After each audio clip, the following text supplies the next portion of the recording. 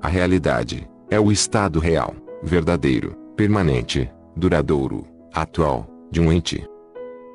Debaixo e dentro de todas as aparências ou manifestações exteriores, sempre houve uma realidade substancial. Esta é a lei. O homem, considerando o universo, de que é simplesmente uma partícula, observa que tudo se transforma em matéria, em forças e em estados mentais. Ele conhece que nada é real, mas que, pelo contrário, tudo é móvel e condicional. Nada está parado, tudo nasce, cresce e morre. No momento em que uma coisa chega a seu auge, logo começa a declinar. A lei do ritmo está em constante ação. Não há realidade, qualidade duradoura, fixidez ou substancialidade em qualquer coisa que seja. Nada é permanente, tudo se transforma.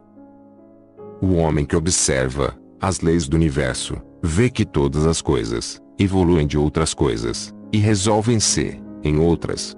Vê uma constante ação e reação, um fluxo e refluxo, uma criação e destruição, o nascimento, crescimento e a morte. Nada é permanente, tudo se transforma. Se esse homem for um pensador ativo, ele realizará todas essas coisas mudáveis, que serão, contudo, aparências ou manifestações exteriores, da mesma força oculta, da mesma realidade substancial.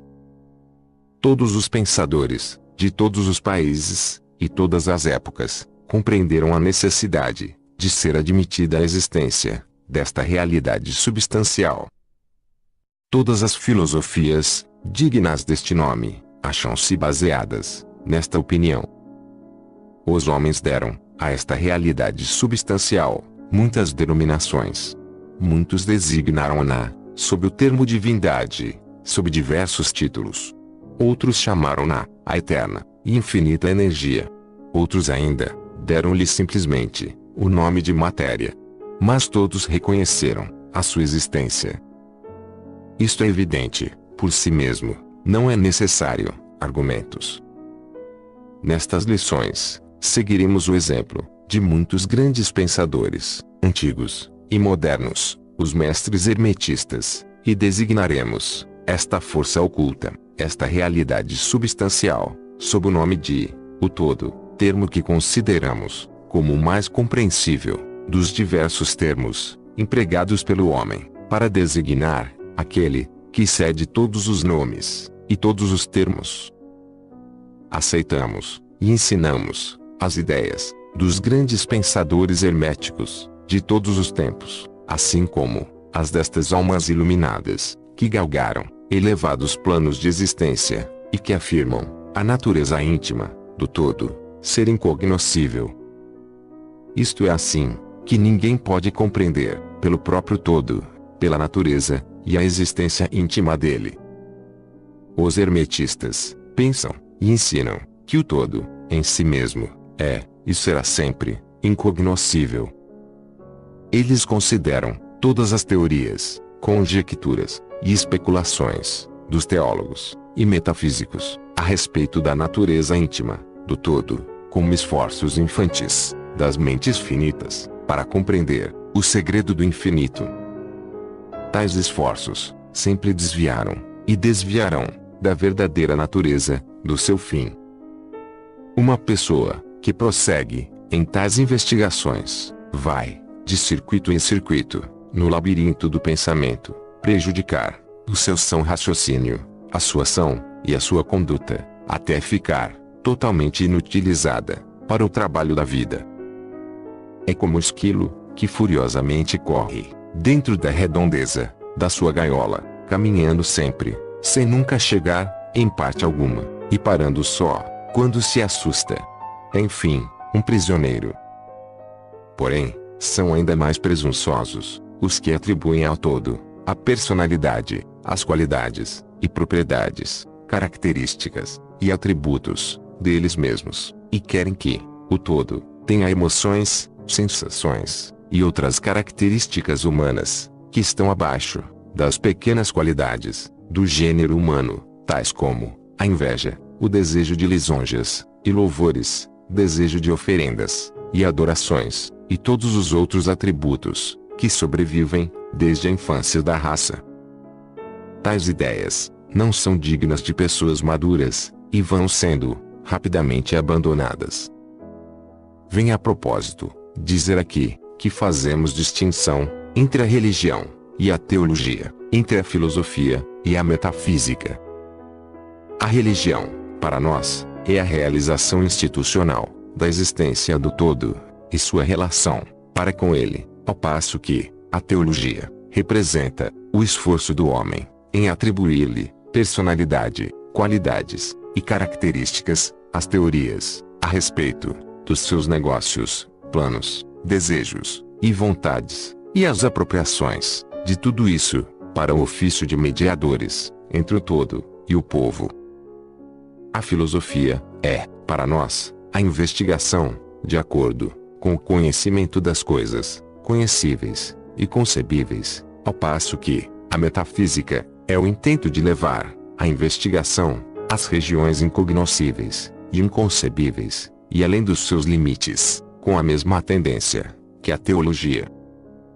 Por conseguinte, a religião e a filosofia são para nós coisas que têm o seu princípio na realidade, ao passo que a teologia e a metafísica parecem delgados caniços, enraizados na areia movediça da ignorância, e nada mais constituem que o mais incerto apoio para a mente ou a alma do homem.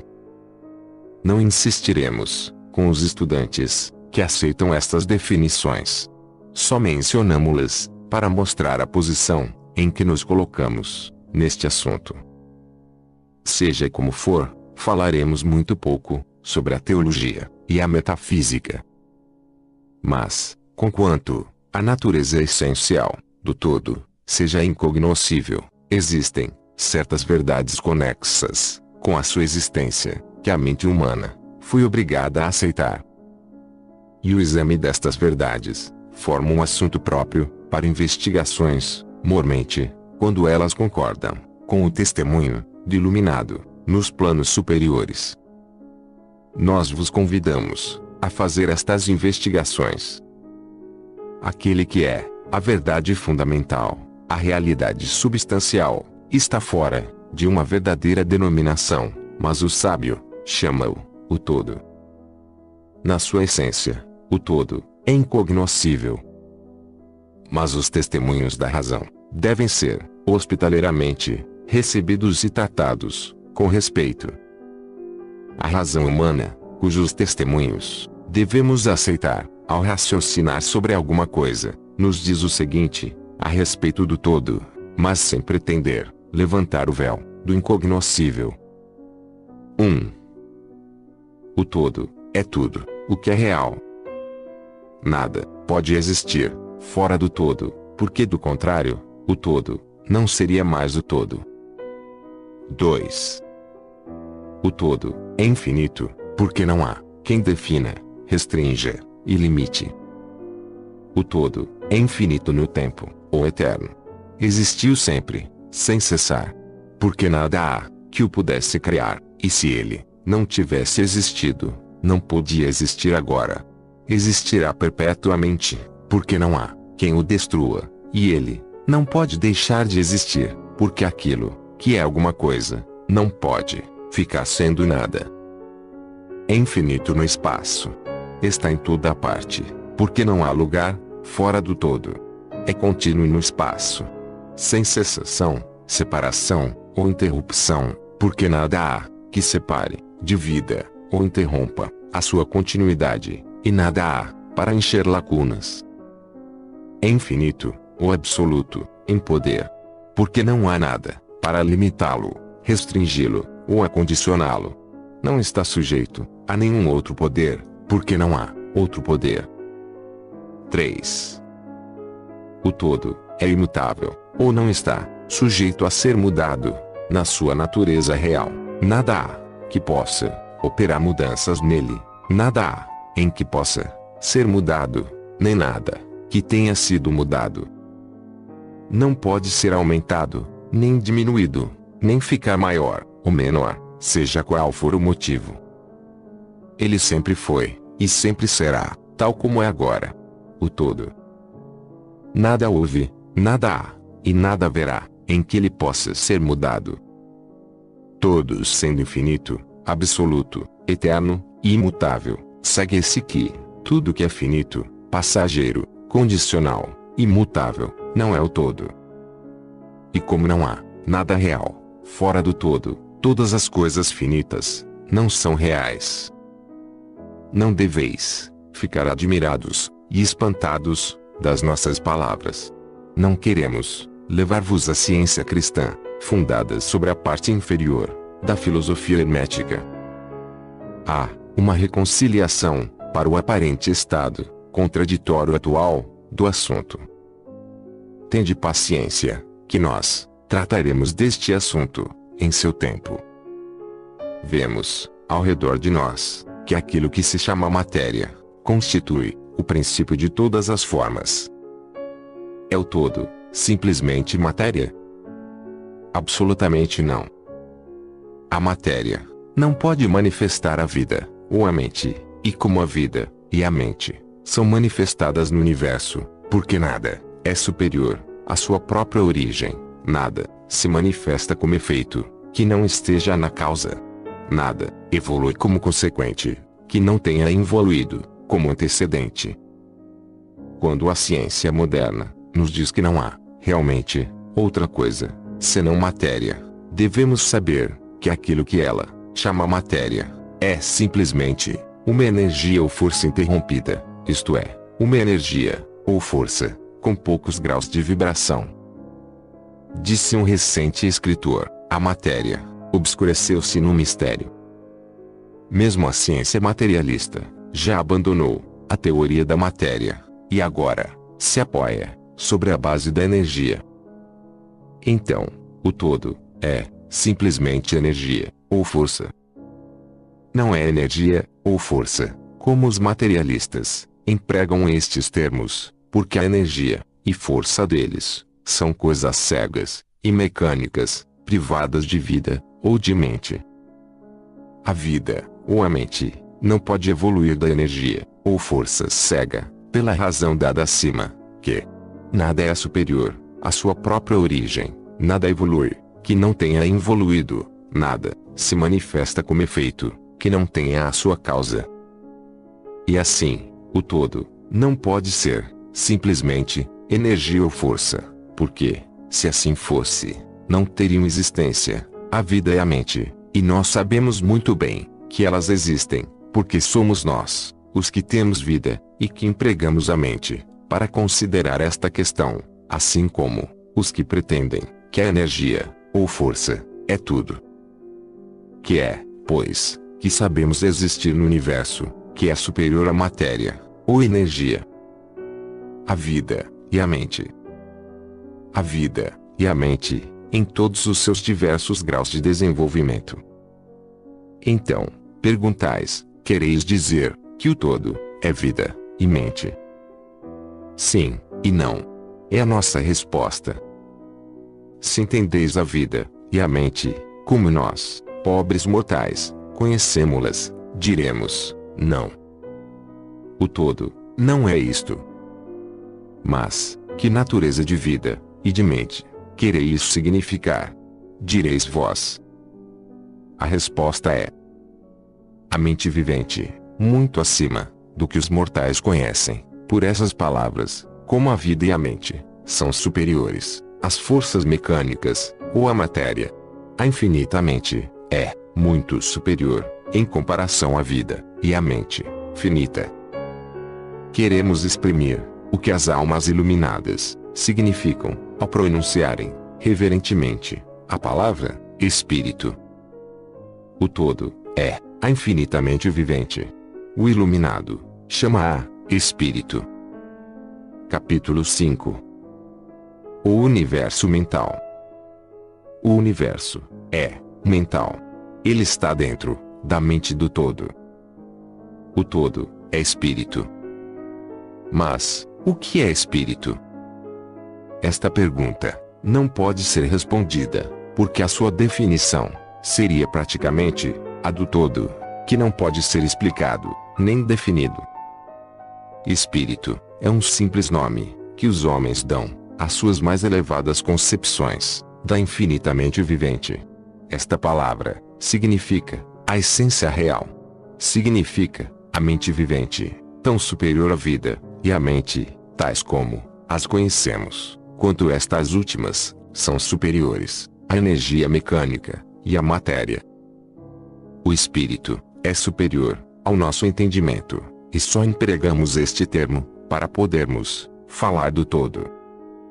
No juízo dos pensadores inteligentes, estamos justificados, falando do espírito como infinitamente vivente, e reconhecendo que não podemos compreendê-la, quer raciocinando sobre ela, quer estudando a matéria na sua totalidade. Façamos agora uma consideração sobre a natureza do universo, quer no seu todo, quer nas suas partes. O que é o universo? Dissemos que nada há fora do todo. Então, o universo é o todo? Não. Não é. Porque o universo parece ser formado de muitos, e está constantemente mudando, ou, por outras palavras, ele não pode ser comparado com as ideias que estabelecemos a respeito do todo. Então, se o universo não é o todo, ele é o nada. Tal é a conclusão inevitável da mente, a primeira ideia. Mas esta não satisfaz a questão, porque sentimos a existência do universo. Ora, se o universo não é o todo, nem o nada, que será então? Examinemos a questão. Se verdadeiramente o universo existe, ou parece existir, ele procederá diretamente do todo, poderá ser uma criação do todo. Mas como poderá alguma coisa sair do nada, de que o todo a teria criado? Vários filósofos responderam a esta pergunta, dizendo que todo criou o universo de si mesmo, isto é, da existência e substância do todo. Mas isto não pode ser, porque o todo não pode ser dividido ou diminuído, como já vimos, e se isto fosse verdade, cada partícula do universo não poderia deixar de conhecer o seu ente. O todo não perderia o conhecimento próprio, nem se tornaria, atualmente, um átomo, uma força cega, ou uma coisa de vida humilde.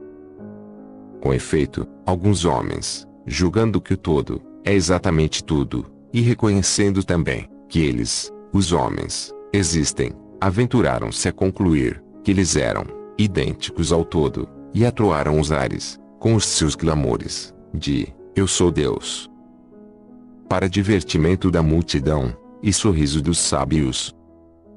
O clamor do corpúsculo, que dissesse "Eu sou homem", seria mais modesto, em comparação. Mas, que é, pois, o universo, se não for o todo, separando a si mesmo, em fragmentos,